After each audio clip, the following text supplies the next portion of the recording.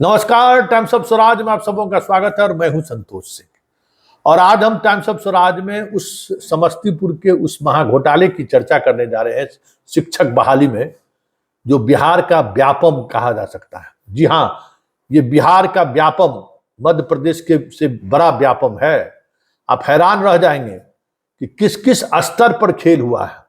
अभी तक तो हम 2 ही स्तर तक पहुंच पाए थे, और जब दूसरे स्तर से हम ये समझने लगे थे कि नहीं, अब यही लोग दोषी हैं, यही है, यहाँ के से चीजें अब स्पष्टता के साथ दिखने लगी, तो पता चला अरे नहीं, इसका रास्ता तो और भी है। कौन कौन ऐसे लोग नहीं है जो इस खेल में शामिल नहीं है। आप हैरान रह जाएंगे, जिला का हर पदाधिकारी शामिल है। वैसे अभी सभी शिक्षकों को नोटिस जारी किया गया है। आज सदैह सारे डॉक्यूमेंट्स के साथ उन्हें उपस्थित होना है डीएम के द्वारा गठित जांच कमेटी के सामने।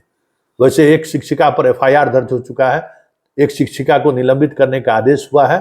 वो जो दोषी नहीं है कह सकते हैं, जिसको जबरन कहा गया था कि ज्वाइन कर लीजिए हेडमास्टरनी को, उसको सस्पेंड करने के लिए लिखा है। खैर, हमने आपको दिखाया था कि कैसे भ्रष्टाचार, कैसे फर्जी बहाली हुई है एक बड़े सुनियोजित तरीके से।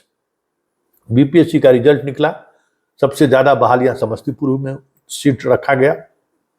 बहाली कार्य में लगभग 100-150 ऐसे शिक्षकों को बहाल कर दिया गया जो बीपीएससी परीक्षा में उत्तीर्ण भी नहीं थे, और दिया भी कि नहीं दिया वो भी अभी जांच का विषय है।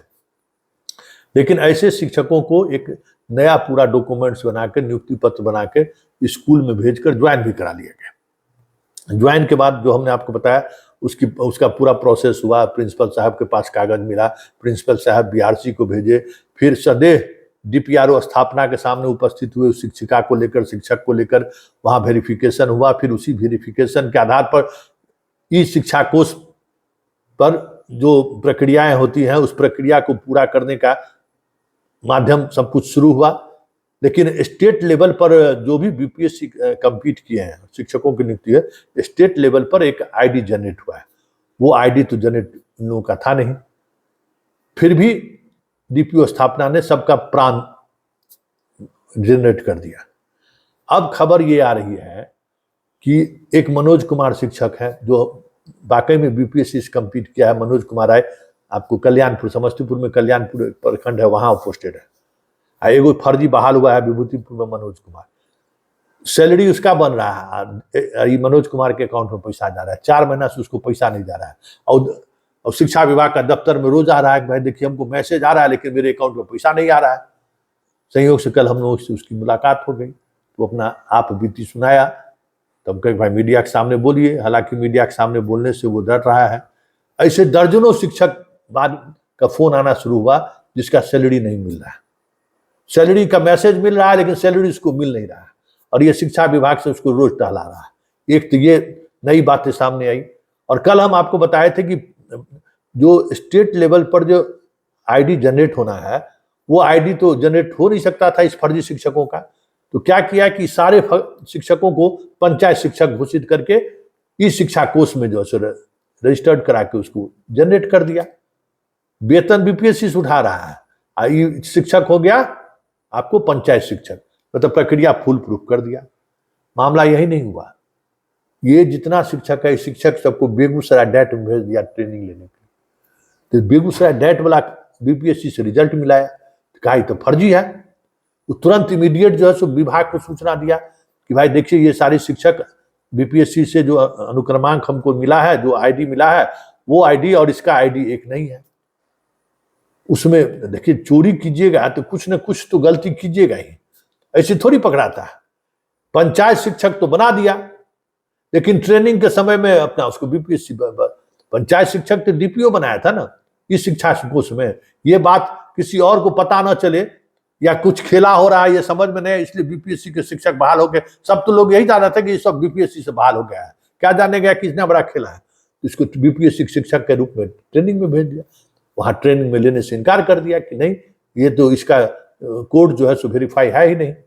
और तुरंत इसकी सूचना डायरेक्ट बेगूसराय जो है इसकी सूचना सर्व शिक्षा अभियान के डीपीओ को समस्तीपुर को दिया, क्योंकि सर्व शिक्षा अभियान के डीपीओ ही भेजते हैं ट्रेनिंग में।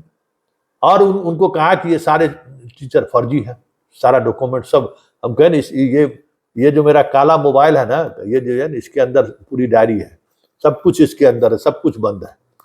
अब डीपीओ अब उससे जब पूछा जा रहा है, भाई आपको तो 1-1.5 महीना पहले सूचना दिया गया कि ये सब फर्जी है, जो हमारे यहाँ ट्रेनिंग भेजा गया हम उसको वापस कर दिए हैं, तो आप क्या कार्रवाई की? कि हम उसको जांच कर रहे थे। हमको जांच कर रहे थे, 2 महीना में पेमेंट भी उठा लिया। अब समझ में आया कि डीपीओ स्थापना ही इसमें शामिल नहीं है, डीपीओ सर्व शिक्षा अभियान को भी मिला लिया, जिला शिक्षा पदाधिकारी को भी मिला लिया, प्रखंड शिक्षा पदाधिकारी को भी मिला लिया, मतलब पूरे तंत्र को अब क्या मिलाया होगा, 1-2 को उसका भी उम्मीदवार ले लिया होगा। पैसे का खेल हो रहा है, पूरे तंत्र को एक दूसरे से इस तरीके से मेल मिलाप हो गया कि पूरा विभाग समझिए कि इस खेल में शामिल है। तब तो इसका कोई फाइल ही नहीं मिलता था। हम लोग कम कोशिश थोड़ी किए जहां से इसका बीआरसी से कहीं फाइल मिल जाए। प्रिंसिपल के स्तर पर जो आप एब्सेंटी भेजते हैं वो कहाँ भेजते हैं, कैसे भेजते हैं, हर जगह कुछ न कुछ लगता था कि आके यहाँ चीजें बंद हो जा रही है, क्लू नहीं जा। अब धीरे धीरे सारा तार जुड़ रहा है।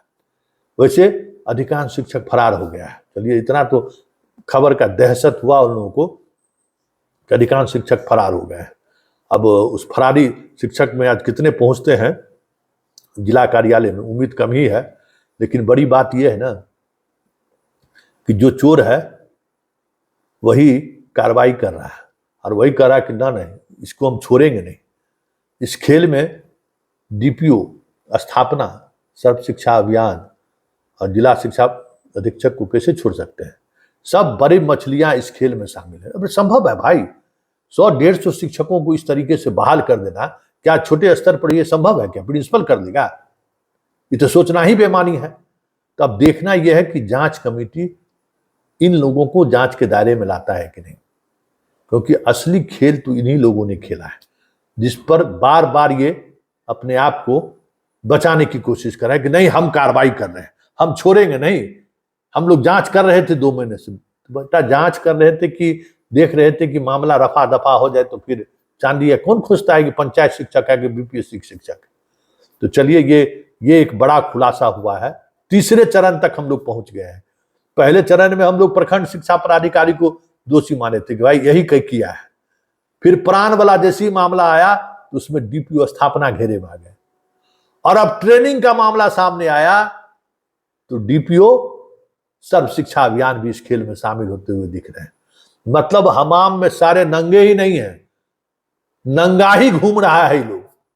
मतलब थोड़ा भी लोक लज्जा, मतलब किसी तरीके का डर इन लोगों को नहीं हो रहा है। इससे बड़ी बात और क्या हो सकती है?